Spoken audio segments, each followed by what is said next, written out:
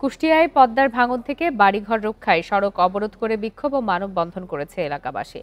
সকালে কুষ্টিয়া ঈশ্বরদী মহাসড়কের ১০ মাইল মুন্সিপাড়ায় এই কর্মসূচি পালন করেন তারা। এ সময় ভুক্তভোগীরা বলেন, ভেড়ামারা ও মিরপুর উপজেলার ৪ ইউনিয়নে নদী ভাঙন দেখা দিয়েছে। এরই মধ্যে বিলীন হয়ে গেছে কয়েকশো হেক্টর ফসলি জমি।